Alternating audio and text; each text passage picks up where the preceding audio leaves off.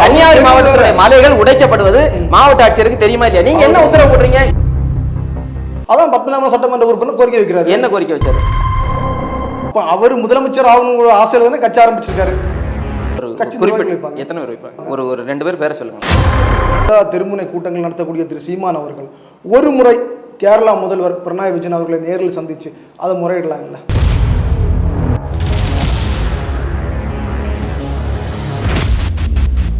Success is never ending.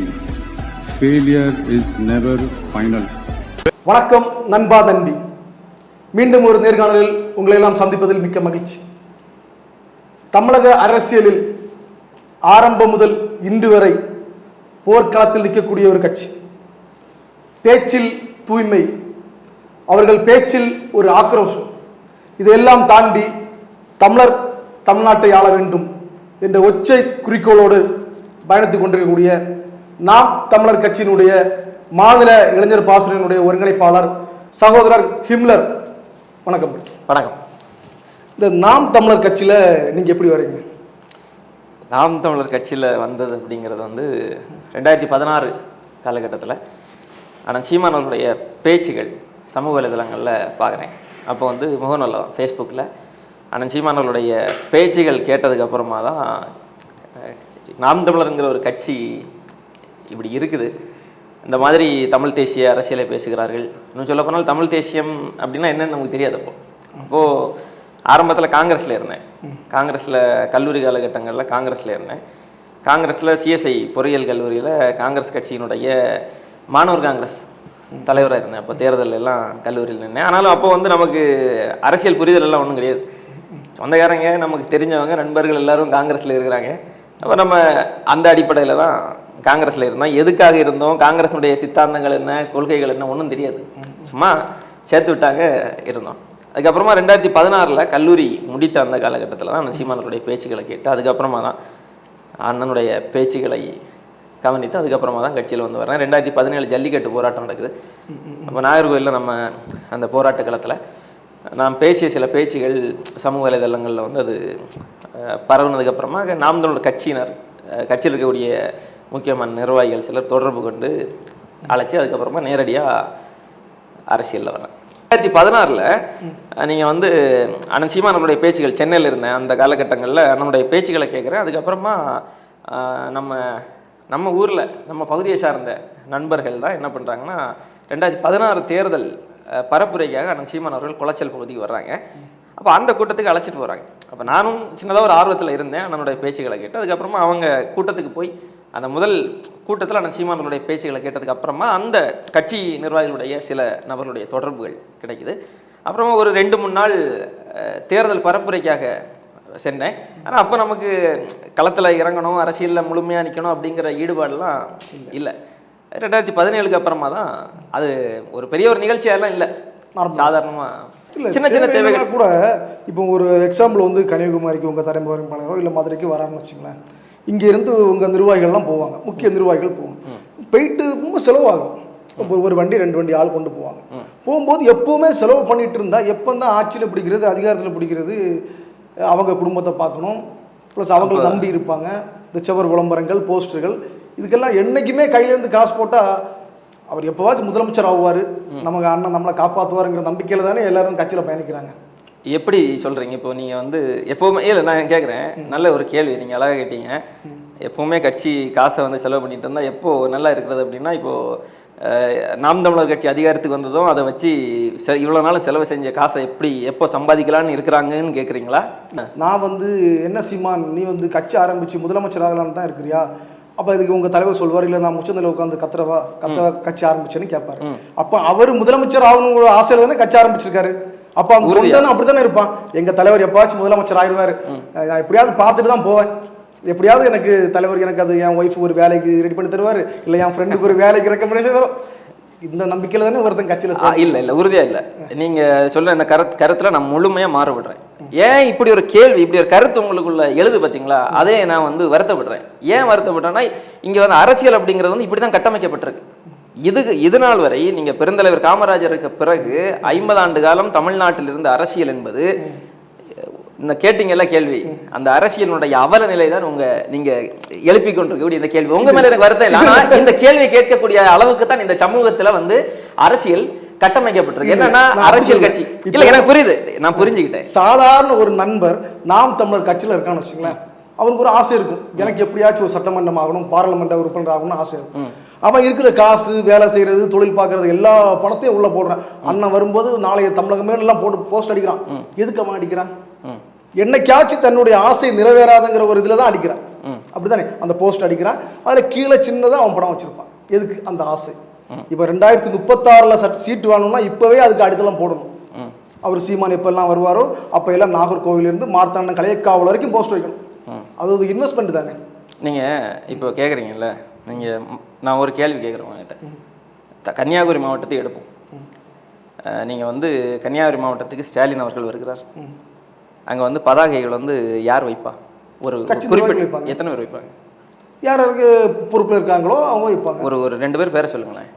Kanyakumari மாவட்டத்துக்கு திமுகவுக்கு முதலமைச்சர் ஸ்டாலின் அவர்கள் வந்தால் பெருசாக அதிக அளவில் பதாகைகள் வைக்க ஒரு 2 பேர் பேரை சொல்லுங்கள். பெருசாக வைக்கிறதுனா எனக்கு தெரிஞ்சு கன்னியாகுமரி மேற்கு மாவட்டம் எடுத்திங்கன்னா ஜெகநாதன் வைப்பார். ஜெகநாதனுக்கு அடுத்தபடியாக பார்த்தீங்கன்னா அந்த இளைஞர் அணி சம்பந்தப்பட்டவங்க வைப்பாங்க. அப்புறம் மகளிர் அணியில் அந்த நாஞ்சில் சிபி அந்த மாதிரி ஆட்கள்லாம் வைக்கிறாங்க. சரி, அதிமுகவில் யாரை வைப்பா? அதிமுகவில் 2 பேர் ரொம்ப போட்டியில் இருக்காங்க. யார்? வினோஜ் இல்லைன்னா ஜான் தங்கம். சரி, பாஜகவில் யாரை வைப்பா? பாஜகவில் நிறைய பேர் இருக்காங்க. ஒரு 2 பேர் சொல்லுங்கள். பாஜகவில் எனக்கு தெரிஞ்ச அப்படின்னா இந்த டி ஐயப்பன் அவர் வைப்பார். அவர் நிறைய வச்சுட்டு இருக்காரு. ஆமாம், அவர் நார்வல் மேயருக்கு ஆசைப்பட்டார்.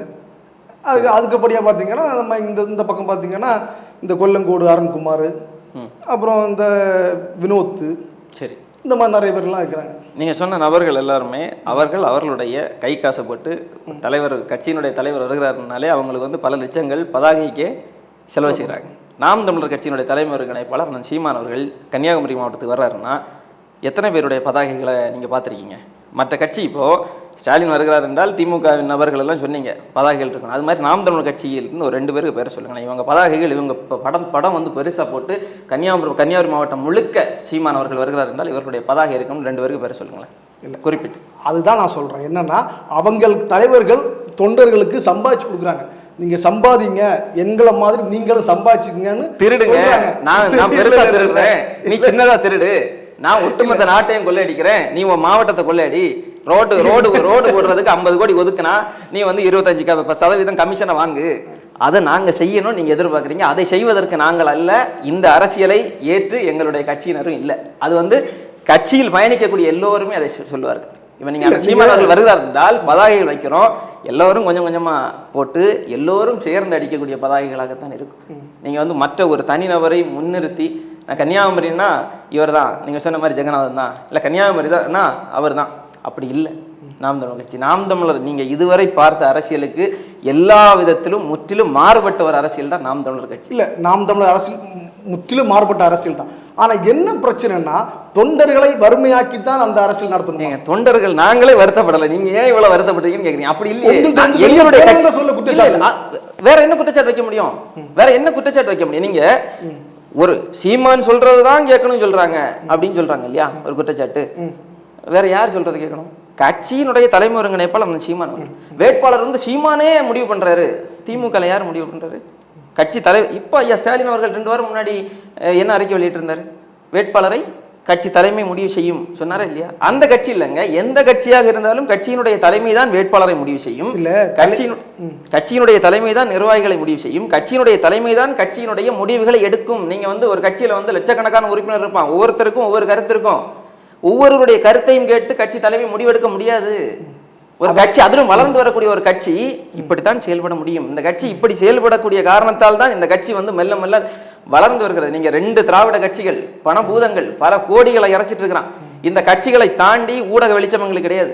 இப்பதான் அங்கங்கே ஊடகங்களை காட்டுறாங்க, அதுவும் எதிர்மறையான செய்திகள் மட்டும்தான் இப்போ காட்டுறாங்க. அது கூட எங்களுக்கு மகிழ்ச்சி தான். ஒரு வகையில காட்டாம இருந்தவன் அப்படியாவது எங்களை காட்டுகிறார்கள் என்று மகிழ்ச்சி தான். அப்ப இது எல்லாவற்றையும் தாண்டி நாங்க களத்துல நிக்கணும் அப்படின்னா அது நாம் தமிழர்லேருந்து வெளியேறவங்க எல்லாம் வைக்கக்கூடிய முக்கிய குற்றச்சாட்டு எங்கள் வளர்ச்சியை தடுக்கிறாங்க. நாங்கள் கட்சியில் ஒரு லெவலுக்கு போகிறோம் அப்படின்னா எங்களை பற்றி புறம் பேசுகிறாங்க. இல்லாதது பொல்லாதெல்லாம் சொல்கிறாங்க. அது யார் சொல்கிறான்னா அந்தந்த மாவட்டங்களில் சில ஆட்கள் இருக்காங்க, அவங்க வந்து எங்களுக்கு எதிராக தலைமையில் முறையிடுறாங்க, எங்களை வந்து அடுத்த லெவலுக்கு நகர்த்த மாட்டேங்கிறாங்க, முக்கியத்துவம் கொடுக்க மாட்டேங்கிறாங்க. இந்த மாதிரி நிறைய குற்றச்சாட்டுகள் இறங்கி போகிறவங்க வைக்கிறாங்க. என்ன முக்கியத்துவம் கொடுக்கல அப்படின்னு சொல்கிறாங்க. இப்போ லாஸ்ட்டாக வந்து காளியம்மாள் வரைக்கும். சரி, நான் என்ன சொல்கிறேன் இல்லையா, அவங்களே சமீபத்தில் பேசுனாங்களே, நான் கட்சியில் வந்து எனக்கான ஒரு முக்கியத்துவம் வந்து அதிக அளவில் கொடுக்கப்பட்டது, வெளியே தமிழ்நாடு முழுக்க தெரியப்படுகிறேன் என்றால் அதற்கான சீமான் அவர்கள் காரணம் என்று அவங்களே பேசியிருக்கிறாங்க. அது ரொம்ப நாளுக்கு அப்புறம் கொடுத்த ஸ்டேட்மெண்ட். எப்போ கொடுக்குறாங்க இல்லை, அவங்க தானே கொடுத்தாங்க. அழுத்தங்கள் கொடுத்துக்கலாம். கட்சியில் நீங்கள் காளியம்மாள் அவர்களை வந்து அக்கா காளியம்மாள் அவர்கள் உங்களுக்கு எப்போ தெரியும்? எனக்கு ஒரு 7-8 வருஷமாக தெரியும். எப்படி தெரியும்? எல்லாம் இந்த ஊடக வழியாக தான் தெரியும். நாம் தமிழ் கட்சியில் அக்கா காளியம்மாள் அவர்கள் வந்ததுமே அவங்களுக்கான முக்கியத்துவம் கொடுக்கப்படுது. வந்ததுமே நீங்கள் வந்து நிறைய பேர் கட்சியில் இருக்கிறாங்க, நீண்ட நெடுங்காலமாக 2010 காலகட்டத்தில் நிறைய பேர் இருக்கிறாங்க. அக்கா காளியம்மாள் அவர்கள் 2019-20 காலகட்டங்களில் 20 வந்தாங்கன்னு நினைக்கிறேன்.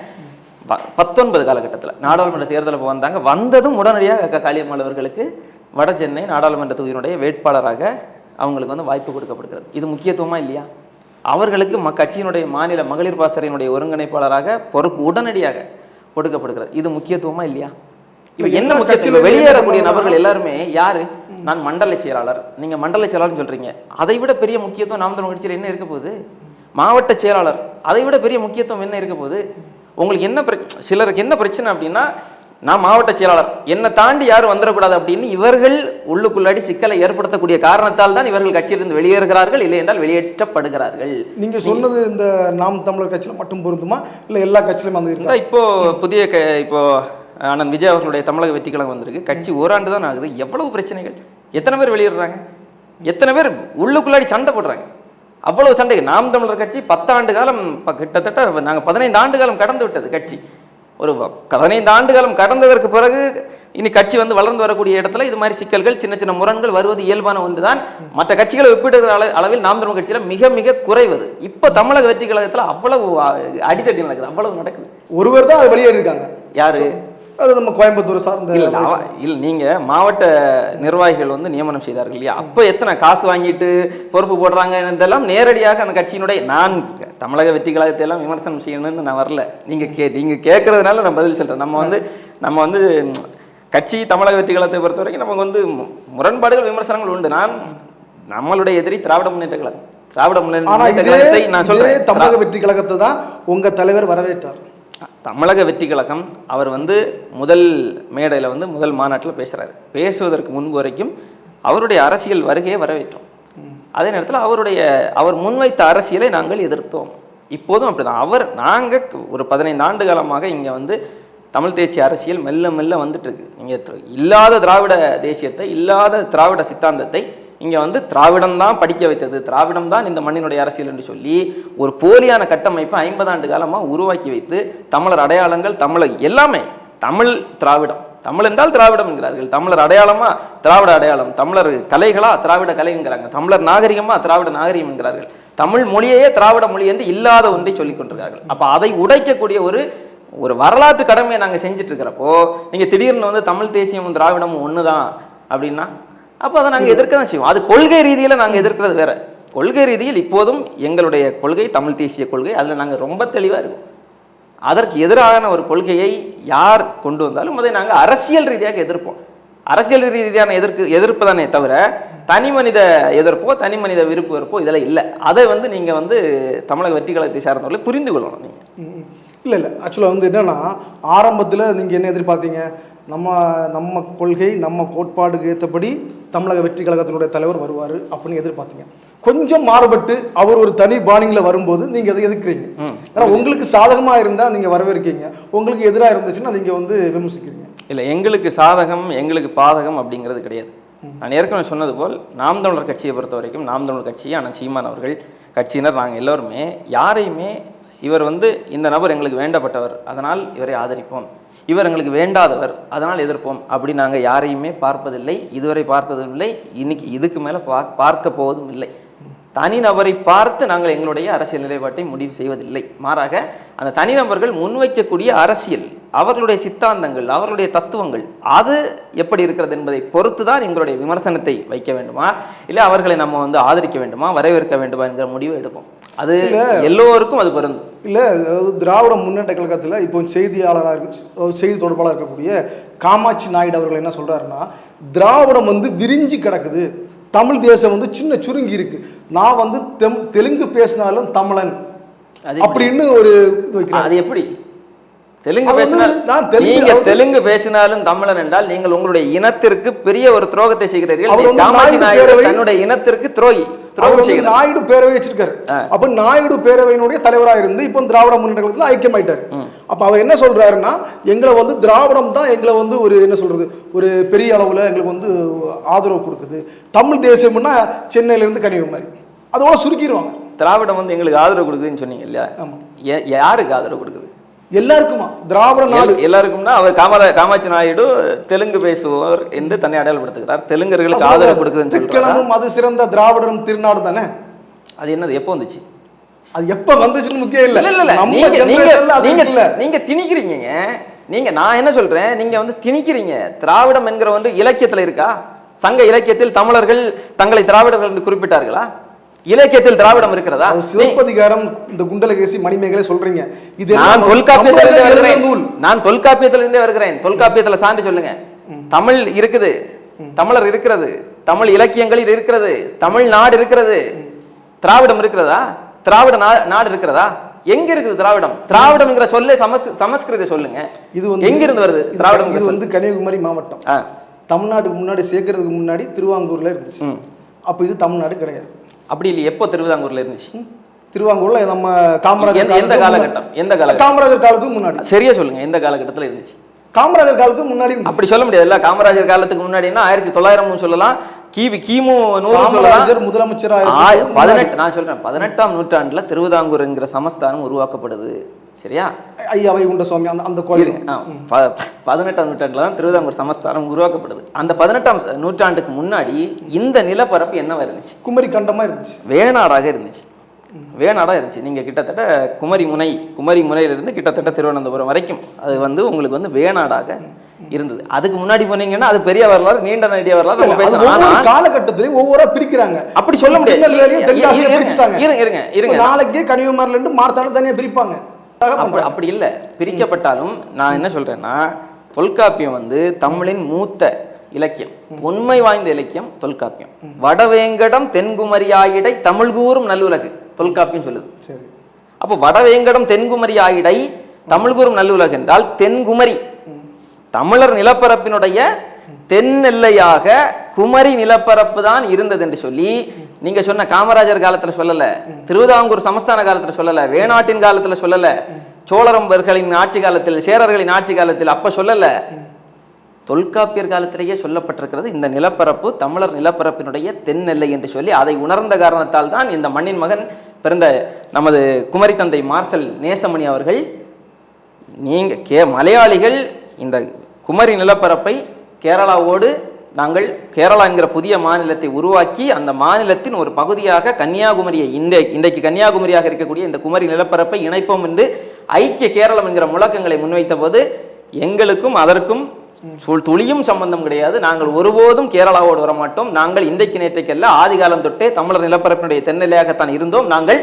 தமிழ்நாட்டோடு இணைவதுதான் சரி, எங்களுடைய தாய் தமிழ்நாடு தான், தாய் தமிழ்நாட்டோடு நாங்கள் இணைவோம் என்ற முழக்கத்தை முன்னிறுத்தி தான் பல பேர் உயிர் தியாகம் செய்து துப்பாக்கி சூட்டில் பலியாகி இணைச்சோம். அப்ப அதுல நிறைய பேர் என்ன சொல்றாங்கன்னா கேரளாவிலிருந்து பிரிஞ்சோம்னு. அப்படிலாம் இல்லை.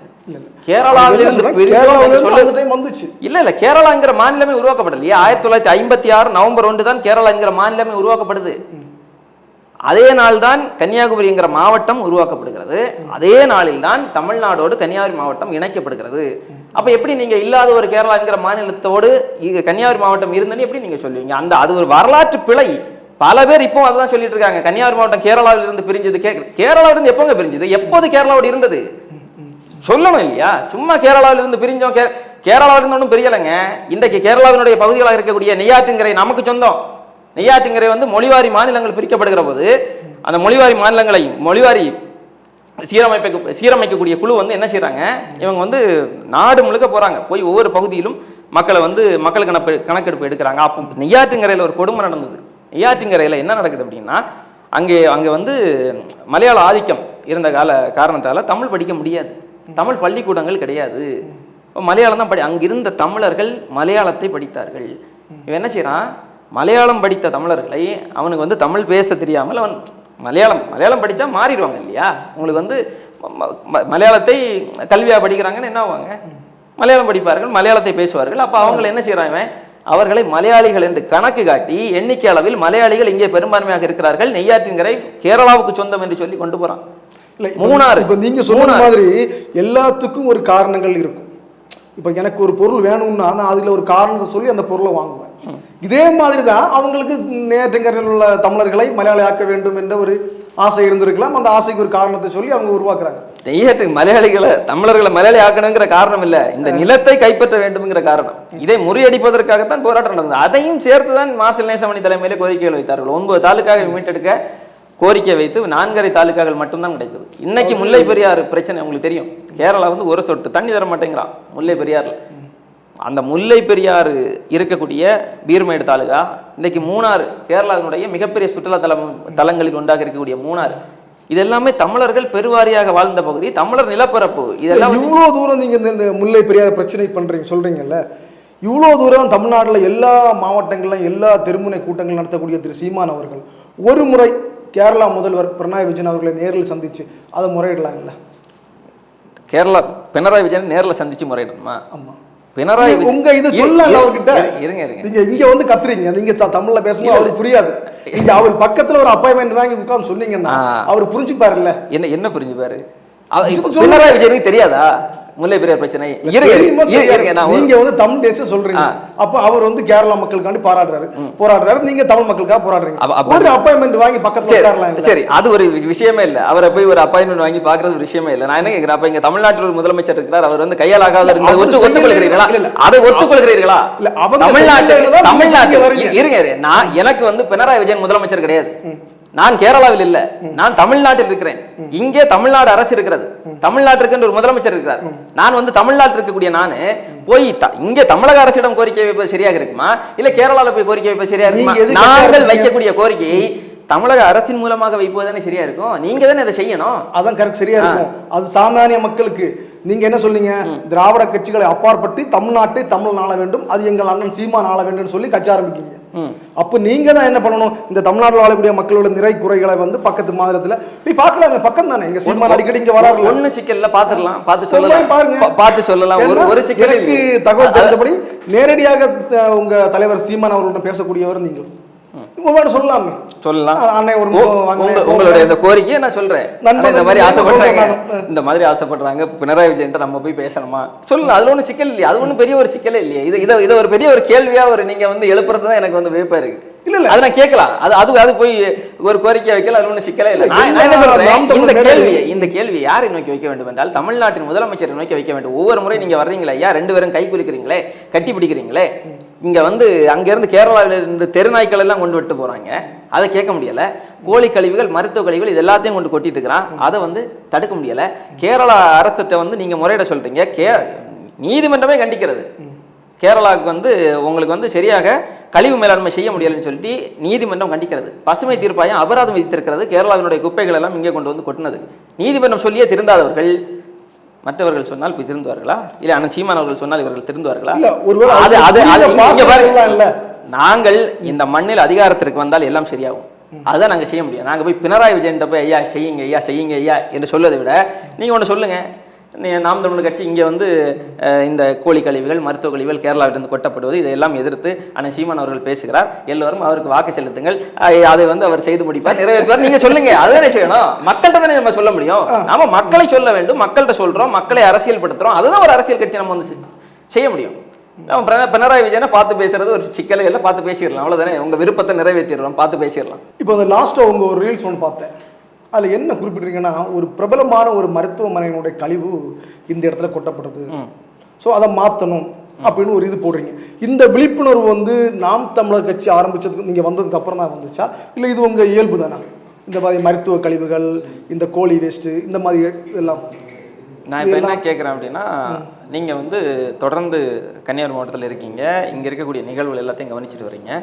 நாம் தமிழர் கட்சி இந்த கோழி கழிவுகள், மருத்துவ கழிவுகள் சிக்கலை இதை வந்து கையில் எடுத்து பெரிதுபடுத்துவதற்கு முன்பு வேறு யாராவது செஞ்சதா உங்களுக்கு நினைவு இருக்கா? இல்லை நான் கேட்குறேன், நான் இப்போ ஒரு அரசியல் கட்சி சார்பாக இருக்கிறேன், நீங்கள் அப்படி இல்லை ஒரு பொதுவான ஒரு நபராக இருக்கிறீங்க, உங்களுடைய பார்வை என்னன்னு நான் கேட்குறேன்.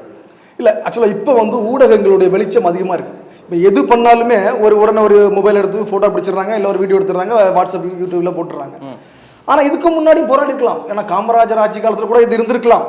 ஆனால் அது அந்த டைமில் வந்து ஊடக வெளிச்சம் இல்லை, இருந்திருக்கலாம். ஆமாம், நான் புறக்கல இல்லை, அப்போ இருந்திருக்கலாம்.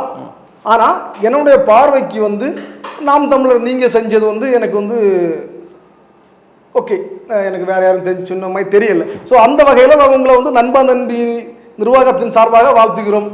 நன்றி. உங்களுடைய கோரிக்கைகள் கொள்கைகள் எல்லாம் நிறைவேறட்டும். ஆனால் இருந்தாலும் ஏன் இந்த மாதிரியான ஒரு பொது சேவை இப்போதானா இல்லை ஆரம்பத்திலேருந்தே இருக்கலாம்? எனக்கு நான் பார்த்தது வரைக்கும் நீங்கள் கன்னியாகுமரி மாவட்டத்தை பொறுத்த வரைக்கும் 2 பிரதானமான பிரச்சனைகள் வந்து இருக்குது.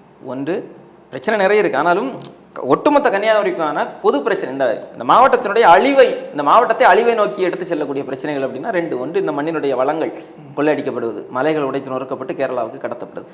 இன்னொன்று, இந்த அங்கிருந்து கேரளாவிலிருந்து கழிவுகள் வந்து கடத்தப்படுதுன்னு சொல்றது. கடத்தப்படுறா யாருக்கும் தெரியாம ராத்திரி ஒளிச்சு கொண்டு போறது தான் கடத்தப்படும். அப்படி இல்லையே, பகல் தானே போகுது. இல்ல அரசு அது நீங்கள் சொல்லக்கூடிய இது இரவு நேரத்துல கடத்துறது தான் கடத்தலா? பகல் யாருக்கும் தெரியாம கொண்டு போறதா கடத்தல். தெரிஞ்சே கொண்டு போறாங்களே, அது நீங்க சிக்கலே. கடத்தல் பட்ட பகலில் நடக்கிறது. அது தெரிஞ்சு கொண்டு போனா அவங்க வந்து ஒரு ஜியோ போட்ட ஒரு இது வச்சிருப்பாங்க, அது ஃபாலோ பண்ணி தான் கொண்டு போவாங்க. ஏன்னா ரோட்ல வந்து அவ்வளோ காவல்துறை இருக்கு, அவ்வளோ நீதிமன்றங்கள் இருக்கு, அவ்வளோ பொதுமக்கள் இருக்கு. இவங்களை தாண்டி தானே நண்பர்கள் தாண்டி தானே போயிட்டு இருக்கு. அதுதான் எப்படி போகுது? அப்போ வந்து சட்டப்படி தானே போகுது. எப்படி சொல்றீங்க நீங்க? அவங்க சட்டம் போகுதுன்னு சொல்றாங்க. என்ன சட்டம்? எது சட்டம்? என்ன சட்டம்? அரசு வந்து இப்படி ஓவர்லோடு வந்து கனிம வளத்தை கொண்டு நீங்க வந்து கேரளாக்கு போங்கன்னு சட்டம் போடுதா? அவங்க ஓவர்லோட்ல சொல்லலையே. யார் அவங்க என்றால் யாரை சொல்றீங்க? அவங்க என்ன யார் அதை எடுக்கிறாங்களோ அவங்க சொல்றேன். அவங்க வேற என்னங்க சொல்லுவாங்க? நாங்க வந்து கடத்தணும்னு சொல்லுவாங்களா? திருடன் வந்து நான் திருடனேன்னு சொல்லுவானா? திருடன் சொல்லுவானா? கனிம நீங்க பாருங்க, 2 விஷயம் நடக்குது. இந்த கனிமம்னா கடத்தல் தான், கனிம வள கடத்தல் தான் நான் சொல்லுவேன். ஏன் சொல்றேன் அப்படின்னா 2 தவறு நடக்குது. ஒன்று, முதலில் மலைகள் வெட்டப்படுகிறது, இதுவே தவறு. எப்படி நீங்க மலையை எப்படிங்க தொடுவீங்க? நீங்க மலையை தொடுவதற்கான அதிகாரம் உங்களுக்கு யார் தந்தது? தொட்டு எங்க கொண்டு போறீங்க? நீங்க கேரளாவுக்கு கொண்டு போறீங்க. 2021 கேரள துறைமுக அமைச்சர் அகமது தேவர்கோவில் சட்டமன்றத்தில் பேசுறாரு. என்ன பேசுறாருன்னா, அந்த உங்களுக்கு கொரோனா காலகட்டம் முடிஞ்சு அந்த நேரத்தில் அதானியினுடைய அந்த துறைமுகம் விழிஞத்தில் துறைமுகம் சமீபத்தில் கூட திறந்து வைத்தார்கள் இல்லையா, அந்த துறைமுகத்தினுடைய கட்டுமான பணி வந்து ரொம்ப தொய்வாக இருக்கிறது. அதற்கான காரணம் என்ன என்று கேரள சட்டசபையில் கேள்வி எழுப்பப்படுகிறது. அதற்கு அந்த கேரள துறைமுக அமைச்சர் அகமது தேவர்கோவில் என்ன சொல்றாரு அப்படின்னா, இங்கே வந்து 2 காரணங்களை குறிப்பிடுகிறார். ஒன்று, கொரோனா காலகட்டமானால பணிகளை வந்து விரைந்து செய்ய முடியலை. இன்னொன்று, இந்த துறைமுகத்திற்கான கட்டுமான பணிக்கு பாறைகள் வந்து கொண்டிருந்தது வெளியிலிருந்து. ஏன் அப்படின்னா, இங்கே கேரளாவில் 19 குவாரிகள் இருக்கிறது. 19 குவாரிகளில் வெறும் 3 குவாரிகளுக்கு மட்டும்தான் அனுமதி கொடுக்க முடிந்தது. மீதமுள்ள 16 குவாரிகளுக்கு அனுமதி கொடுக்க முடியவில்லை. காரணம் என்னவென்றால், இந்த குவாரிகள் அனுமதி கொடுத்தோம்னா கேரளாவினுடைய சூழலியருக்கு மிகப்பெரிய பாதிப்பு ஏற்படும். அதனால் தமிழ்நாட்டிலிருந்தும் கர்நாடகாவிலிருந்தும் பாறைகளை இங்கே நம்ம கொண்டு வந்துட்டு இருந்தோம். ஆனால் சமீப காலமாக அந்த பாறைகளை கொண்டு வருவதில் சில சிக்கல் இருக்கிறது. சிலர் போக்குவரத்தை எல்லாம் மறிக்கிறார்கள், சிக்கல் இருக்கிறது. அதை சரி செய்வதற்கான முயற்சியில் நாங்கள் ஈடுபடுகிறோம் பட்டு வருகிறோம் என்று சொல்லி 2021 பேசுகிறாரு அகமது தேவர்கோவில். நான் என்ன கேட்குறேன், கேரளாவில் 19 குவாரிக்கு 3 குவாரிக்கு மட்டும்தான் கேரள அரசால் அனுமதி கொடுக்க முடியும். மற்ற குவாரிகளுக்கெல்லாம் அனுமதி கொடுக்காமல் கேரளாவுடைய சூழலியலை பாதுகாக்க அங்குள்ள மாநில அரசால் முடியும் என்றால் இங்குள்ள மாநில அரசால் முடியுமா முடியாதா? இந்த துறைமுகம் யாருக்கான துறைமுகம்? எந்த அரசு எந்த மாநிலத்தில் இருக்கிறது? கேரளால மலை இருக்கா இல்லையா? மலை இருக்கா இல்லையாங்க? நீங்க சொல்லுங்க. கேரளால வந்து நீங்க சொல்றது நான் தெளிவா சொல்லிடுறேன். இல்ல புரியுது, நான் தெளிவா சொல்லிடுறேன். கேரளால மலை இருக்கா இல்லையா? இருக்கலாம் இல்ல. கேரளா வந்து இங்க நம்மை விட அதிக அளவில் மலைகள் வைத்திருக்கிறான். கேரளா அவனுடைய மலையை காட்டி தான் அவனுடைய பொருளாதாரமே இருக்கிறது. உலகம் முழுக்க இருந்து சுற்றுலா பயணிகள் கேரளாவுக்கு வருகிறார்கள் என்றால் மலை தாங்க அவனுடைய தான். ஆனா என்ன விஷயம்னா, அவன் மலை எல்லாம் வந்து ஒதுக்குப்புறமா இருக்கு. இங்க உள்ள மலை எல்லாம் வந்து மெயின் ரோட்ல இருக்கு. அதனால உங்களுக்கு மெயின் ரோட்ல மலை இருக்கனால போக்குவரத்து இடையூறு அந்த மலை எல்லாம் இருக்குது. அந்த மலையில வாகனங்கள் எல்லாம் முட்டிட்டு இருக்கு. அதனால மலையெல்லாம் உடைச்சு நொறுக்கி நீங்க வந்து போக்குவரத்தை வந்து சரி பண்றீங்களா? என்னங்க பேச்சு? எனக்கு புரியவே இல்லை. நீங்க என்ன சொல்றீங்க? ஒதுக்குப்புறத்துல இருக்கிறத வெட்டுங்க. இல்ல ஒதுக்கு பிறகு நான் என்ன சொல்றேன், அந்த மாதிரி இருந்து போறது அதுதான் இருக்குது, அதான் நம்ம நான் என்ன சொல்றேன், மலைகள் கேரளாவில் உள்ள மலைகள் தமிழ்நாட்டு மலைகள் அல்ல, அப்படி அல்ல பிரச்சனை. சூழலியல் பிரச்சனை என்பது மாநிலம் பார்த்து வருவதல்ல, உலகம் முழுக்க இருக்கக்கூடிய அத்தனை பேருக்குமான பிரச்சனை சூழலியல் பிரச்சனை. கேரளாவின் மலைகளும் உடைக்கப்படக்கூடாது என்பதுதான் என்னுடைய கருத்து. உண்மையிலே ஒரு சூழலியல் மீது அக்கறை கொண்ட ஒரு நபர் யாராக இருந்தாலும், சூழலியல் குறித்த விழிப்புணர்வு கொண்ட நபர் யாராக இருந்தாலும் எந்த மலையுமே வெட்ட அனுமதிக்க மாட்டான். வெட்டக்கூடாது. கட்டணம் கட்டுறது, பாலம் கட்டுறது எல்லாம் நான் சொல்றேன். நீங்க இங்க பாறைகள் இருக்கு, எப்படி இருக்கு, குழிப்பாறைகள் இருக்கு, அது தரைக்கு கீழே பூமிக்கு கீழே உங்களுக்கு பாறைகள் இருக்கு, சரியா? பூமிக்கு மேலே இருக்கு, பூமிக்கு மேலே இருக்கிறத மலைகள் நம்ம சொல்றோம். இங்க என்ன நடக்குது அப்படின்னா, குழிப்பாறைகளை நீ குறிப்பிட்ட அளவுக்கு எடுத்தேன்னா ஒரு சிக்கலும் இல்லை. அதுவும் ஒரு அளவுக்கு மேலே நீ எடுத்த அப்படின்னா சூழலியலுக்கு பாதிப்பு ஏற்படும். இப்போ திருநெல்வேலியிலலாம் பார்த்தீங்கன்னா என்ன நடக்குன்னா, அங்கே மலைகள் கிடையாது, குழிப்பாறைகள் தான். அதை என்ன பண்ணுறான், அளவுக்கு அதிகமாக அரசு ஒரு அனுமதி கொடுத்துருக்கோம், நீங்கள் சட்டத்தோடு நடக்குன்னு சொல்கிறீங்க இல்லையா? வர்றேன் அதுக்கு. இப்போ இந்த திருவனந்தபுரத்தில் என்ன நடக்குது அப்படின்னா, திருவனந்தபுரம் திருநெல்வேலி பகுதிகளில் என்ன நடக்குது அப்படின்னா, அளவுக்கு அதிகமாக பல நூறு அடிகளில் கீழே தோண்டிடும் குவாரிகள். தோண்டி எடுத்து என்ன பண்ணுறான், இங்கே தான் கொண்டு போயிட்டு இருக்கிறான். அந்த குழிப்பாறைகளை நீங்கள் குறிப்பிட்ட அளவுக்கு, இவங்க அளவுக்கு அதிகமாக எடுக்கிறாங்க, குறிப்பிட்ட அளவுக்கு சூழலியலுக்கு பாதிப்பு இல்லாமல் எடுத்தீங்கன்னா ஒரு சிக்கலும் இல்லை. எடுத்து என்ன செய்யணும், அந்தந்த மாநிலத்து தேவைகளுக்கு, அந்தந்த உள்ளூர் தேவைகளுக்காக நீங்கள் பயன்படுத்தினீங்கன்னா தாராளமாக போதுங்க. அது போதும். ஏன் இத்தனை அடி தோன்றான்னா, எல்லாம் கேரளாவுக்கு போகுது. 80 லட்சம் டன்னுங்க, அதான் நீங்கள் கடலில் கிடக்குது. இந்த மாவட்டத்தினுடைய மலைகள், இந்த மண்ணினுடைய மலைகள். அப்போ இதெல்லாம் சட்டத்தை நீங்கள் சட்டப்படி நடக்குன்னு சொல்றீங்க இல்லையா? திருநெல்வேலியில் குவாரிகளுக்கு ஆய்வு செய்து அபராதம் விதிக்கப்பட்டது தெரியுமா உங்களுக்கு? திருநெல்வேலி மட்டும் இல்லை, தமிழ்நாடு முழுக்க பல குவாரிகளிலும் ஆய்வு நடத்தப்பட்டு அது விதிகளை மீறி சட்டவிரோதமாக இங்கே வெட்டப்பட்டிருக்கிறது என்று சொல்லி அபராதம் விதிக்கப்பட்டிருக்கிறது. இதை கடத்தல்னு சொல்றதா இல்லை வேற எப்படி சொல்றது? நான் ஒரே ஒரு கேள்வி எழுப்புறேன். கன்னியாகுமரி மாவட்ட ஆட்சியரை பார்த்து நான் ஒரு கேள்வி எழுப்புறேன். நீங்க கன்னியாகுமரி மாவட்ட ஆட்சியர் நேர்மையான ஆட்சியர் என்றெல்லாம் சிலர் சொல்கிறார்கள். நான் ஒரே ஒரு கேள்விதான் எழுப்புறேன். நீங்க கன்னியாகுமரி மாவட்டத்திற்கு ஆட்சியராக இவ்வளவு நாள் ஆச்சு இல்லையா? இங்கே கனிமவள கடத்தல் நீண்ட நெடுங்காலமாக நடந்து வருகிறது என்பது எல்லோருக்குமே தெரிந்த செய்தி இல்லையா? எத்தனை குவாரிகளில் கனிம வளங்கள் வெட்டி எடுக்கப்பட்டிருக்கிறது. நீங்கள் கொடுத்த அனுமதி, இந்த மாவட்ட நிர்வாகம் கொடுத்த அனுமதி இருக்கிறது இல்லையா? அந்த கொடுக்கப்பட்ட அளவு மட்டும்தான் குவாரிகளில் கனிமங்கள் வெட்டி எடுக்கப்பட்டிருக்கிறதா, இல்லை அதை விட அதிகமாக, அளவுக்கு அதிகமாக குவாரிகளில் கனிமங்கள் வெட்டி எடுக்கப்பட்டிருக்கிறதா என்பது பற்றி ஒரு முறை ஆய்வு செய்தீர்களா? இதுக்கு முன்னாடி மதிப்பிற்குரிய ஸ்ரீதர் அவர்கள் இருந்தார் மாவட்ட ஆட்சியரா. அதுக்கு முன்னாடி அரவிந்த் ஐஏஎஸ் அவர்கள் இருந்தார். அவரிடம் நானே நேரடியாக பேசினேன்.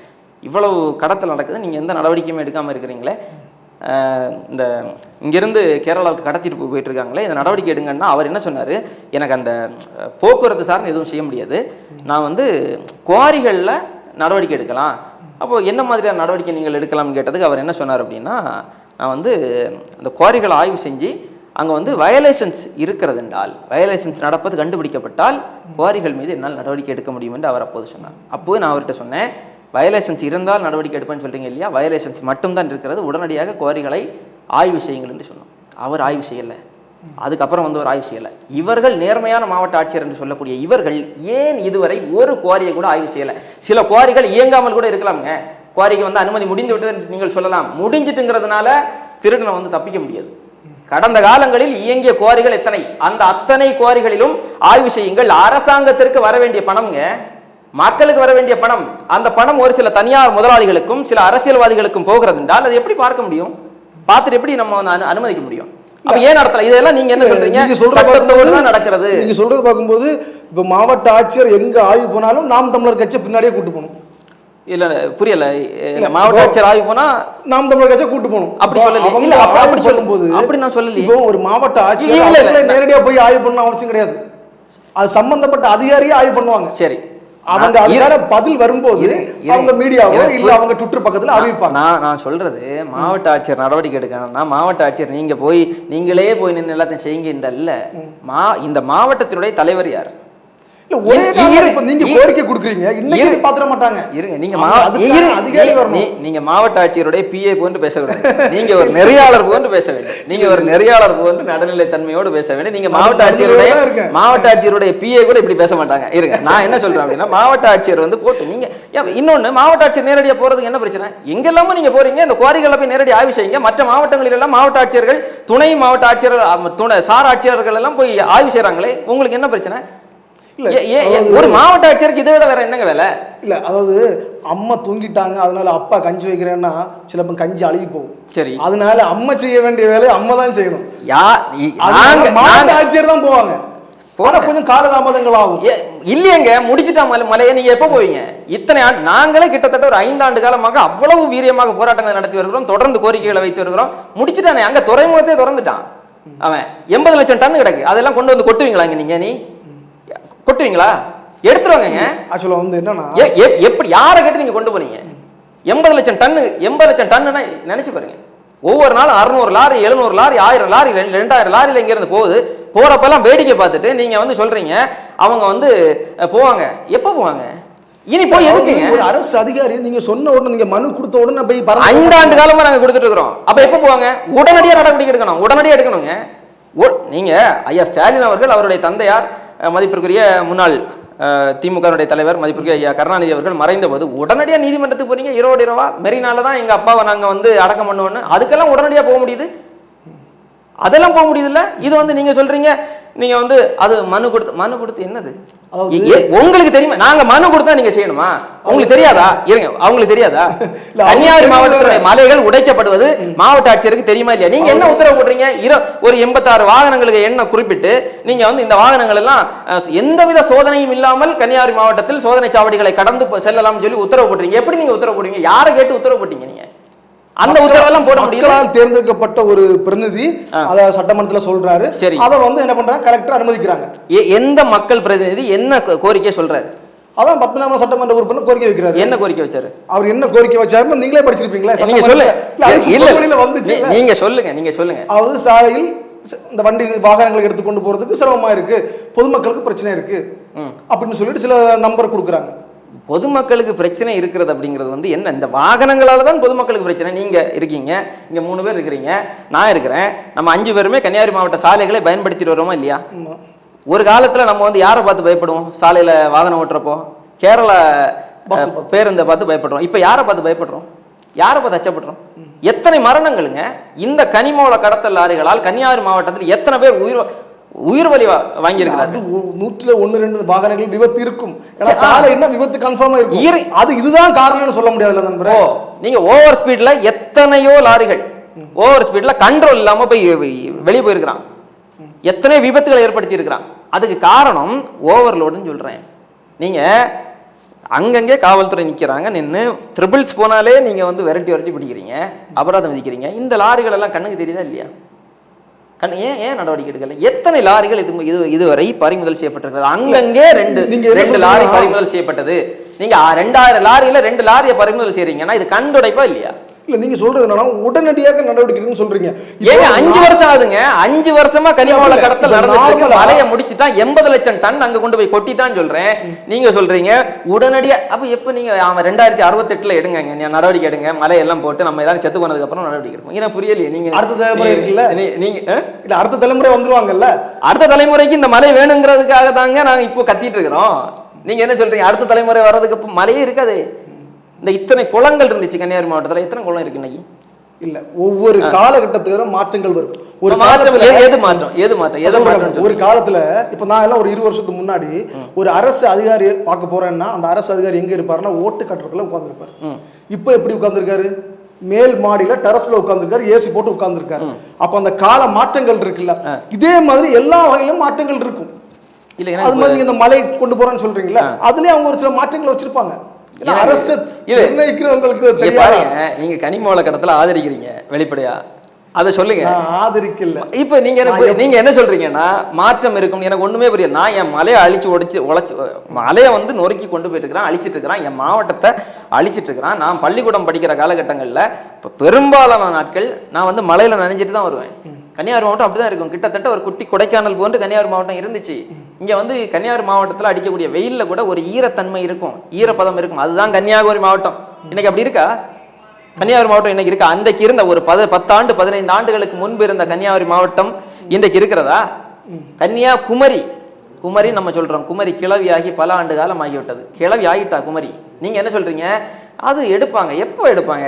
இல்ல அது குமரி குமரியாக இருந்த போது பாதுகாத்திருந்தால் இன்றைக்கு குமரி கிளவியாக இருக்க மாட்டால். கிளவியானதற்கு பிறகு குறைந்தபட்சம் கிளவியாகவாவது எங்கள் குமரியை வையுங்கள் என்று நான் சொல்றேன். நீங்க என்ன சொல்றீங்க? அவங்க நடவடிக்கை எடுப்பாங்க, பொறுமையா எடுப்பாங்க.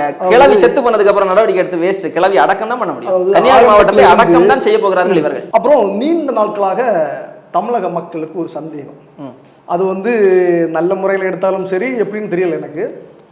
உண்மையிலேயே திரு சீமான் அவர்கள் இந்த முயல்கறி ஆமைக்கறி சாப்பிட்டாரா? அது வந்து தமிழ்நாட்டு மக்களுக்கு இப்போ இதுதான் ரொம்ப முக்கியமான பிரச்சனை.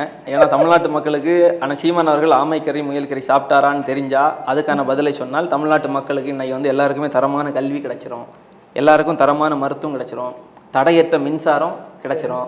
எல்லாருக்குமே வந்து இன்னைக்கு வந்து இயற்கை வேளாண்மை அழிச்சிட்டான், ரசாயன உரங்கள் பூச்சிக்கொல்லி மருந்துகளை வச்சு இன்னைக்கு விஷத்தை நம்ம சாப்பிட்டுட்டு இருக்கிறோம். ஆனால் சீமான் அவர்கள் வந்து ஆமகரி சாப்பிட்டாரா இல்லையாங்கிறதுக்கான பதில் வந்து தமிழ்நாட்டு மக்களுக்கு தெரிஞ்சால் மக்கள் எல்லோருக்கும் இயற்கையான உணவு கிடைத்துவிடும், மறுபடியும் உணவே மருந்து என்று சொல்லி மக்கள் ஆரோக்கியமாக வாழ்ந்துருவாங்க. அதனால இந்த கேள்வி வந்து அவ்வளவு ஒரு முக்கியத்துவம் வாய்ந்த ஒரு கேள்வியை கேட்டு 2 நிமிஷத்தை நீங்க வந்து வீணடிக்கிறீங்கன்னா நீங்க பாருங்க. சமூக வலைத்தளங்கள்ல நிறைய சமூக வலைதளங்கள் எழுதுவாங்க.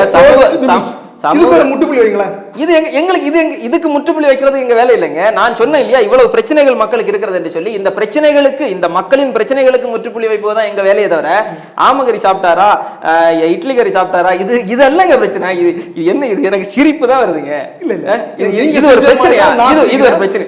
அவர் என்னமோ சாப்பிட்டாருங்க. அவர் ஆமகரி சாப்பிட்டாரு, அவருக்கு உடும்பு கறி சாப்பிட்டாரு, பன்னி கறி சாப்பிட்டாரு, மான் கறி சாப்பிட்டாரு, மீன் கறி சாப்பிட்டாரு, ஏதோ ஒண்ணு சாப்பிட்டுட்டு போறாரு. உங்களுக்கு என்ன பிரச்சனை? இது ஒரு பிரச்சனையா? இது ஒரு பிரச்சனையா? அவர் சொன்னதை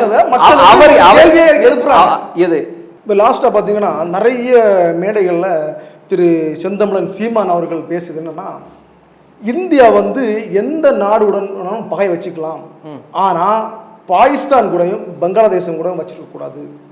ஏனென்றால் அவர்கள் இங்கிருந்து பிரிஞ்சு போன மகள், பங்களாதேஷுக்கு இந்தியா பாட்டி அப்படிலாம் சொல்றாரு. ஏன் அந்த மாதிரி கருத்தை முன்வைக்கிறாரு? இல்லை, இப்போ இந்தியா வந்து எல்லா நாடு கூடயும் சுற்றி இருக்கக்கூடிய நாடோட எல்லாம் சண்டை போடணும்னு நீங்கள் விரும்புறீங்களா?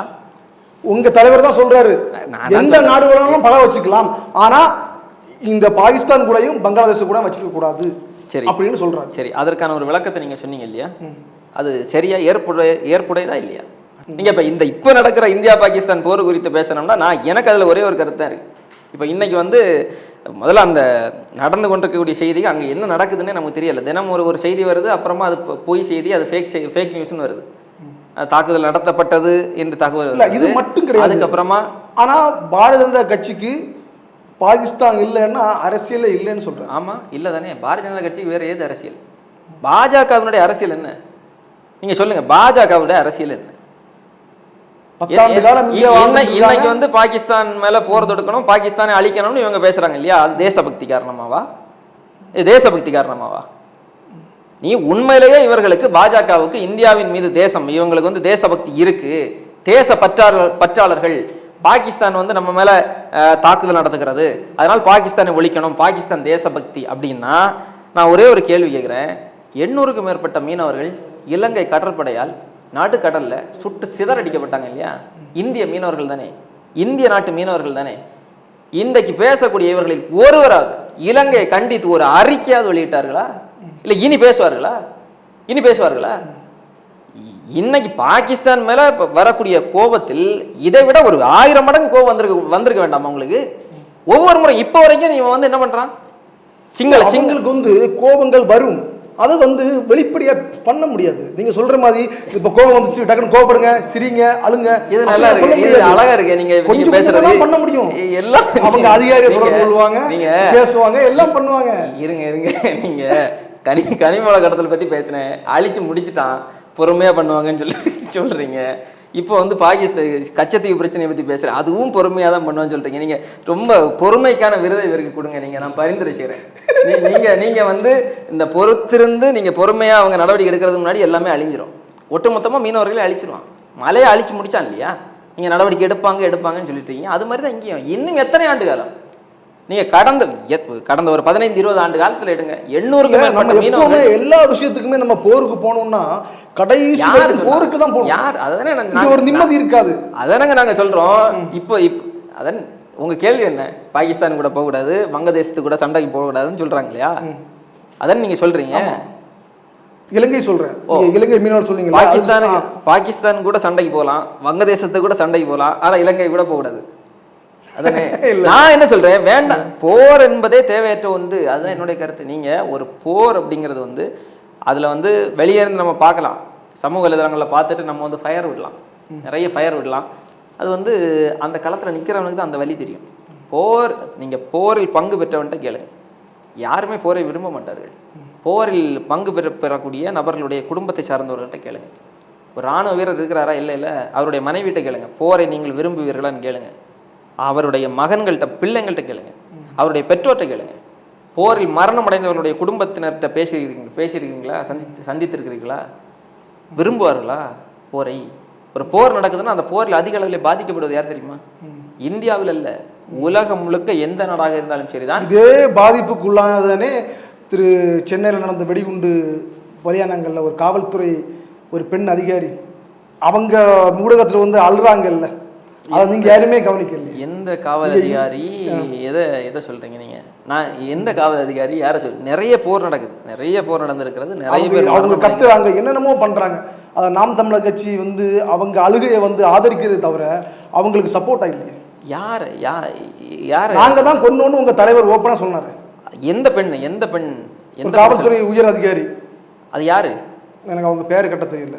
நாங்க தான் கொண்டோம்னா நீங்கள் ராஜீவ்காந்தி அவரை சொல்றேன். நீங்க நான் என்ன கேட்குறேன், ராஜீவ்காந்தி அவர்களுடைய மரணத்தை பற்றி நீங்க பேசுறீங்க இல்லையா? அந்த இடத்துல நான் சீமான் அவர்களும் நாம் தமிழர் கட்சியும் சில செய்திகளை பேச வேண்டிய தேவை எங்கிருந்து வருது அப்படின்னா, இடைத்தேர்தல் நடக்குது, நாங்குநேர் இடைத்தேர்தல் நடக்கிறது. இடைத்தேர்தல் நடக்கிற போது இவங்க வந்து காங்கிரஸ் கட்சியினர் என்ன செய்யறாங்கன்னா, நாங்குநேரில் வந்து தொகுதி முழுக்க போய் ஒவ்வொரு வீடாக போய் என்ன பரப்புரை முன்வைக்கிறாங்க அப்படின்னா, நாம் தமிழர் கட்சிக்கு ஓட்டு போடாதீங்க, இவங்க வந்து ராஜீவ்காந்தியை கொண்டுட்டாங்க, ராஜீவ்காந்தியை கொண்டு விட்டார்கள் இன்றைக்கல்ல கிட்டத்தட்ட 30 ஆண்டு காலமாக தமிழர்கள் ராஜீவ்காந்தியை கொண்டு விட்டார்கள் என்கிற ஒரு பரப்புரை இவர்கள் தொடர்ந்து செய்து கொண்டே இருக்கிறார்கள். சரியா? இப்போ அதனுடைய ஒரு பதிலடியாகத்தான் அந்த சீமானவர்கள் அந்த இடத்துல பேசுறாரு. இப்போ ராஜீவ்காந்தியினுடைய மரணத்தை பற்றி நீங்க பேசுறீங்க. ராஜீவ்காந்தியால் மரணம் அடைந்தவர்கள், ராஜீவ்காந்தி அனுப்பிய அமைதிப்படையால் மரணமடைந்தவர்கள், படுகொலை செய்யப்பட்டவர்கள், அந்த அமைதிப்படையால் பாதிப்புக்குள்ளானவர்களை பற்றி என்னைக்காவது பேசினீர்களா நீங்கள்? நீங்கள் இப்போ இதை கேட்குறீங்க இல்லையா? அமைதிப்படை நடத்திய அட்டூழியங்களை பற்றி என்றைக்காவது பேசினீர்களா? இல்லை பேசுவார்களா? நிச்சயம் பேசுவோம். இப்போ அதெல்லாம் யார் பேசுவார்? பேசுவாங்க. நாங்கள் தான் பேசி கொண்டிருக்கிறோம், வேறு யார் பேசினா? நீங்கள் இவ்வளோ நேரம் பேசினதில்ல, நீங்கள் இதை தானே கேட்டீங்க. ராஜீவ்காந்தியால் அங்கே நடத்தப்பட்ட, அவருடைய அமைதிப்படையால் நடத்தப்பட்ட கொடுமைகளாக இருக்கட்டும், இறுதி போரில் அங்கே லட்சக்கணக்கான தமிழர்கள் குவிக்கப்பட்டார்கள், அது பற்றியெல்லாம் நீங்கள் கேட்கவே இல்லையே. நீங்கள் என்னிடம் கேட்ட கேள்வியே, ஒரு உயர் அதிகாரி அழுகிறாரே, லட்சக்கணக்கானவர்களை கொண்டு புதைத்து விட்டு ஒருவர் அழுகிறார் என்று பேசுகிறீர்களே, மனச்சான்று என்கிற ஒன்று இருந்தால் இல்லை. நீங்கள் என்ன சொன்னீங்க, ஒரு மிலிட்ரியில் வேலை பார்க்குறவங்க ஒய்ஃபை காட்டி பாருங்க, போற விரும்புகிறாங்களா, இல்லை ஒரு விபத்தில் இறந்து போனவங்க உறுதியா? அதே மாதிரி தானே இந்த காவல்துறை அதிகாரி. நீங்கள் சொன்னதுக்கு நான் எக்ஸாம்பிள் சொன்னேன். இதே மாதிரி கோடிக்கணக்கான அரசு அதிகாரிகள் அழுதுருக்காங்க. சரி, ஓகே. நாம் தமிழர் கட்சியில் பெண்களுக்கு சம உரிமை பாதுகாப்பு இருக்கா? நாம் தமிழர் கட்சியிலிருந்து சென்ற எல்லோருக்குமே தெரியும், நாம் தமிழர் கட்சியில் இருக்கக்கூடிய எல்லோருக்குமே தெரியும். நாம் தமிழர் கட்சியில் வந்து கடந்த 2019ஆம் ஆண்டு நாடாளுமன்ற தேர்தலில் நாம் தமிழர் கட்சி இந்தியாவிலேயே இதுவரைக்கும் இந்திய அரசியல் வரலாற்றில் எந்த கட்சியுமே செய்யாத ஒரு பெரும் புரட்சி செய்தது. தமிழ்நாடு மற்றும் புதுச்சேரியில் 40 நாடாளுமன்ற தொகுதிகள், 40ல் 20 தொகுதியில் ஆண்கள், 20 தொகுதியில் பெண்கள் என்று தேர்தலில் 50 விழுக்காடு பெண்களுக்கு போட்டியிடுவதற்கான வாய்ப்பை வழங்கிய ஒரே கட்சி நாம் தமிழர் கட்சி மட்டும்தான். அன்றைக்கு மட்டுமல்ல, 2021 சட்டமன்ற தேர்தலில் 117 ஆண்கள் 117 பேர், பெண்கள் 117 பேர், மொத்தம் 234 பேர் தேர்தலில் போட்டியிடுவதற்கு வாய்ப்பு வழங்கியது நாம் தமிழர் கட்சி. தொடர்ந்து அத்தனை தேர்தல்களிலும், இனி வரக்கூடிய சட்டமன்ற தேர்தலிலும் 117 தொகுதியில் ஆண்கள், 117 தொகுதியில் பெண்கள் என்று சொல்லி பெண்களுக்கு அரசியலில் அவர்களுக்கான, அது வந்து அவர்களுக்கு ஏதோ வாய்ப்பு இல்லை, அது அவர்களுக்கான உரிமை. அப்போ எந்த பெண்கள் வேணாலும் சாதிக்கக்கூடிய பெண்கள் நாம் தமிழர் வந்தால் நிச்சயமாக சாதிக்கலாம். உறுதியா? அவங்களுக்கான முழு அதிகாரமும் முழு ஒத்துழைப்பும் நாம் தமிழர் கட்சி தலைமை ஒருங்கிணைப்பாளர் சீமான் அவர்கள் கொடுப்பார்கள். இருக்குது, கொடுப்பாருன்னு இல்லைங்க, கொடுத்துட்டு இருக்கிறாரு. அது வந்தா கொடுப்பார், இனி அப்படி இல்லை. இவர்கள் சொல்கிறார்கள் நாங்கள் ஆட்சிக்கு வந்தால் கொடுப்போம் செய்வோம். நாங்கள் கொடுத்துட்டு இருக்கிறோம். நீங்க ஆட்சி முன்னாடியே கொடுத்துருக்குறோம் இல்லையா? இல்லை, நீங்க சொன்னதெல்லாம் கரெக்ட் தான். ஒரு தனி பெரும்பான்மையோட தமிழ்நாட்டை ஆளணும் அப்படின்னா ஒரு 20-30 விழுக்காடு வாக்கு இருந்தால் மட்டும்தான் வெற்றி பெற முடியும். இந்த 2024 சொன்னது மாதிரி 8% சொல்றீங்க. இது 2026 இது ஒரு 1% ஆச்சுன்னா அப்படி இல்லை அங்கதான் தப்பு. நீங்க தமிழ்நாடு 50 வருஷம் அப்படி கிடையாது. அது உங்களுடைய கணிப்பு இல்லை என்றால் உங்களுடைய விருப்பமாக கூட இருக்கலாம். ஆனால் அது இல்லை. நீங்க பாத்தீங்கன்னா தமிழ்நாட்டை பொறுத்த வரைக்கும் பெரும்பாலான மக்கள் இங்க எப்படி வாக்கு செலுத்துறாங்க அப்படின்னா ஜெயிக்கிற கட்சிக்கு ஓட்டு போடணுங்கிற மனநிலையில இருக்கிறாங்க. இந்த கட்சி ஓட்டு போட்டால் வெல்ல மாட்டாங்க, கட்சி நல்ல கட்சி தான், சரிதான், ஆனால் இந்த இவங்களுக்கு ஓட்டு போட்டால் ஓட்டு வீணாயிரும், இந்த கட்சி தான் ஜெயிக்கும், அதனால் ஜெயிக்கிற கட்சிக்கு வாக்களிக்கணுங்கிற ஒரு மனநிலையில் இருக்கிறாங்க. ஆனால் அதுவே ஒரு தவறான ஒரு மனநிலை. ஜெயிக்கிற கட்சிக்கு வாக்கு செலுத்துறது அல்ல சரியான மனநிலை. எந்த கட்சி ஜெயிக்க வேண்டுமோ அந்த கட்சியை ஜெயிக்க வைப்பது தான் சரியான ஒரு முடிவாக இருக்கும். இப்போ இவங்களுடைய இந்த மக்களுடைய ஒரு மனநிலைப்படியாக நம்ம பார்த்தா இவங்க ஒரு நாம் தமிழர் கட்சி நீங்கள் சொன்னீங்க ஒரு 15 விழுக்காடு 20 விழுக்காடு வரணும்னு. நாம் தமிழர் கட்சி இன்னும் ஒரு 12 விழுக்காடு 15 விழுக்காடு வாக்களை கடந்தாலே பெருவாரியான மக்கள் நாம் தமிழர் கட்சிக்கு வாக்கு செலுத்தினால் கட்சி வென்று விடும்ங்கிற ஒரு நம்பிக்கைக்குள்ளாடி வந்துடுவாங்க. அந்த ஒரு நம்பிக்கை வந்தாலே இந்த இவ்வளோ நாளும் வாக்கு செலுத்தாமல் இருந்தாங்க இல்லையா, கட்சி ஓட்டு போட்டால் வீணாயிரும், கட்சி நல்ல கட்சி தான், ஓட்டு போட்டால் வீணாயிரும், அந்த மக்கள் அத்தனை பேருமே நாம் தமிழர் கட்சிக்கு வாக்கு செலுத்துவார். இப்போ நாம் தமிழர் கட்சி மாதிரி தமிழருக்காகவே ஒரு கட்சி ஒன்று ஒரு சென்னையில் வீரலட்சுமி அவங்க நடத்துறாங்க. அப்படியா?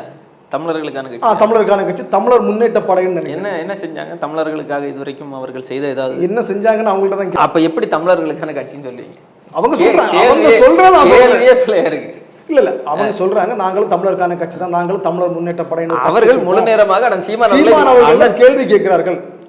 என்ன கேள்வி கேட்கிறாங்கன்னா பெண்களுக்கு பாதுகாப்பு கொடுக்குறாரா, ஆரம்பத்துல என்ன சொன்னாரு, அதுக்கப்புறம் என்ன சொல்றாரு, விரும்பி உறவு வச்சுட்டு போனவா அப்படின்னு சொல்றாரு. இதுலயே தடுமாற்றங்கள் இருக்கு அப்படின்னு நிறைய பேர் அது முன்வைக்கிறாங்க. அது மட்டும் இல்லாம இப்போ நம்ம தமிழ்நாட்டில் அரசியல் விமர்சகராக ஒரு ஆள் திருச்சியை சார்ந்த ஒருவர் உள்ளே வந்திருக்கிறார். அவரும் பல கருத்துக்களை முன்வைக்கிறார். குறிப்பாக ஆரம்ப கட்டத்துல அரசியல் விமர்சகர் திருச்சியை சார்ந்தவர் யாரு? திருச்சி சார்ந்தவர்னா திருச்சி சூர்யா சிவா. ஏங்க அவரெல்லாம் அரசியல் விமர்சகர் நீங்க சொல்றீங்கன்னா மற்ற அரசியல் விமர்சகர்களை நீங்க அவமானப்படுத்தக்கூடிய வேலை இல்லையா அது? இப்போ 2026 நாம் தமிழர் கட்சி எதை சுமந்து மக்கள் மத்தியில் இருக்கு? 2026 எதை சுமந்து இருக்கிறோம்னா நாங்கள் கட்சி ஆரம்பித்த போது எதை சுமந்து நின்றோமோ, நான் இவ்வளோ நேரம் பேசின நிறைய செய்திகள் அதுதான். இந்த அரசியல் இதுவரை இந்த மண்ணில் இருந்து வரக்கூடிய கடந்த 50 ஆண்டு காலமாக பெருந்தலைவர் காமராஜருக்கு அடுத்தபடியாக ஒரு 50 ஆண்டு கால திராவிட கட்சிகளுடைய ஆட்சி தமிழ்நாட்டை எந்த அளவிற்கு சீரழித்துப்பட முடியும் அந்த அளவுக்கு சீரழித்து வைத்திருக்கிறார்கள். அதற்கு ஒரே ஒரு உதாரணத்தை என்னால் சொல்ல முடியும். அவர்களே சொல்கிறார்கள், காமராஜரை வீழ்த்தியவர்கள் என்ன சொல்கிறாங்கன்னா நாங்கள் வந்தால் காமராஜர் ஆட்சியை கொண்டு வருவோம் என்று சொல்கிறார்கள். காமராஜர் 50 ஆண்டுகளுக்கு முன்பு ஆட்சி செய்தவர், அவருடைய ஆட்சியை இப்போது நாங்கள் கொண்டு வருவோம் என்று இவர்கள் சொல்கிறார்கள் என்றால் அப்போ அதிலிருந்து நம்மால் என்ன புரிந்து கொள்ள முடிகிறது என்றால் காமராஜருக்கு பிறகு 50 ஆண்டு காலமாக ஆண்டவர்களால் காமராஜர் கொடுத்த அளவுக்கு ஒரு நேர்மையான உன்னதமான ஒரு தூய்மையான மக்களாட்சியை இவர்களால் கொடுக்க முடியவில்லை என்பதை அவர்களே ஒப்புக்கொள்கிறார்கள். அப்படி இல்லை என்றால் காமராஜரை வீழ்த்தியவர்களே காமராஜர் ஆட்சியை கொண்டு வரும் என்று சொல்ல வேண்டிய தேவை என்னங்கிற ஒரு கேள்வி எழுதுகிறது. அப்போது இந்த 50 ஆண்டு காலமாக தமிழ்நாட்டினுடைய அரசியலை, இந்த மண்ணின் மக்களுடைய வாழ்வாதாரத்தை, தமிழ்நாட்டினுடைய உரிமைகளை எல்லாவற்றையுமே சீரழித்து வச்சிருக்கிறாங்க. ஒரு தலைமுறை இளைஞர்களை குடி நோயாளிகளாக மாற்றி வைத்திருக்கிறார்கள். தமிழ்நாடு முழுக்க போதைப் பொருட்கள். இன்னைக்கு சாதாரணமாக நீங்கள் பார்த்தீங்கன்னா ஒரு மளிகை கடையில் போய் அத்தியாவசியமான வீட்டுக்கு தேவையான அத்தியாவசிய பொருட்களை எல்லாம் எப்படி இயல்பாக போய் நம்ம வாங்கிட்டு வர்றோமோ அதே போன்று போதைப் பொருட்களை இளைஞர்களும் மாணவர்களும் வாங்கிட்டு வர்றாங்க. நீங்கள் ஒரு தலைமுறை இளைஞர்களை சீரழிச்சிட்டிங்கன்னா எப்படி நீங்கள் என்ன ஆட்சி கொடுத்தும் வேணும் இல்லை? இப்போ இன்னைக்கு பாருங்கள், இன்னைக்கே நீங்கள் போதை மாநிலமாக தமிழ்நாடு மாறி இருக்கிறது. ஒரு 10 ஆண்டுகள் கழித்து 15 ஆண்டுகள் கழித்து இன்றைக்கு போதைக்கு அடிமையாகி இருக்கக்கூடிய இந்த இளைஞர்கள் எப்படி இருப்பாங்க? இவனுடைய குடும்ப வாழ்க்கை எப்படி இருக்கும்? இவனுடைய தனிப்பட்ட வாழ்க்கை எப்படி இருக்கும்? அப்போ இங்கே குடும்பங்கள் தகர்க்கப்படுகிறது. இந்த மதுவான கடைகளை திறந்து வைத்து குடும்பங்களை தகர்க்கிறார்கள். ஒரு நல்ல சமூகத்தை நீங்கள் படைக்கணும்னா நல்ல குடும்பத்தை உருவாக்க வேண்டும். பல நல்ல குடும்பங்களை உருவாக்கினால்தான் அது ஒரு நல்ல சமூகமாக அமையும். அப்போது நல்ல சமூகத்தை படைக்க வேண்டும் என்றால் நல்ல குடும்பங்களை படைக்கணும். இங்கே குடும்பங்களை சிதைக்கக்கூடிய வேலைகள் நடந்துட்டு வருது. இதை மீட்டெடுக்க வேண்டும். முதலில் இதை மீட்டெடுத்தோம்னா மற்றதெல்லாம் எளிமையாக மீட்டெடுத்து விடலாம். ஒரு உன்னதமான ஒரு தூய்மையான ஒரு மக்களாட்சியை கொடுக்க வேண்டும். அதற்கு அதிகாரத்தை கைப்பற்ற வேண்டும். அதை நோக்கி தான் நாம் தமிழர் கட்சி நகரும். அரசியல் என்பது முழுக்க முழுக்க மக்களுக்கான சேவை என்ற பெருந்தலைவர் கர்ம வீரர் காமராஜரின் கூற்றுப்படி தமிழ்நாட்டில் தற்போதைய நிலைமை, கனிம வளங்கள், கல்வி, பொருளாதாரம், வணிகம் இவை அனைத்தையும் மேம்படுத்த வேண்டும். இதனுடைய மேம்படுத்தல் மூலமாக மக்கள் பொருளாதாரத்தை ஈட்டுவார்கள் என்ற ஒரு முக்கிய கொள்கை, தமிழ்நாட்டை தமிழர் ஆள வேண்டும் என்ற ஒற்றை கொள்கை. எந்த அரசியல் மேடையின் எந்த அரசியல் கட்சி சாராத ஒருவர் நாம் தமிழர் கட்சியினுடைய அரசியல் மேடை அருகில் நின்னார் என்று சொன்னால் அவர்கள் பேசக்கூடிய பேச்சு அப்படி என்ன சொல்லுவாங்கன்னா நரம்பு படைக்கும் அப்படின்னு சொல்லுவாங்க. உடனடியாக அவர் அடுத்த நிமிடம் நாம் தமிழர் கட்சியில் இணைந்து விடுவார். அந்த அளவுக்கு அவங்களுடைய பேச்சு திறமை இருக்கும். அப்பேற்பட்ட பேச்சுக்கு சொந்தக்காரர்கள் ஒருவரான மாநில இளைஞர் பாசறை இளைஞர் அணியினுடைய ஒருங்கிணைப்பாளரான ஒருவர் ஹிம்லர் அவர்களோட நேர்காணலில் பார்த்தீங்க. நாம் தமிழர் கட்சி கடந்து வந்த பாதை, இன்னும் செல்லக்கூடிய பாதை, அவர்கள் பல்வேறு கோரிக்கைகளை மாவட்ட ஆட்சியரிடமும் அரசிடம் அந்த கோரிக்கைகளை முன்வைத்திருக்கார்கள். அவருடைய கோரிக்கைகள், அவருடைய கொள்கைகள் எல்லாம் நிறைவேற வேண்டும் என்று நம்ம நண்பா நம்பி நிறுவனத்தின் சார்பாக வாழ்த்துகிறோம். நன்றி. நன்றி.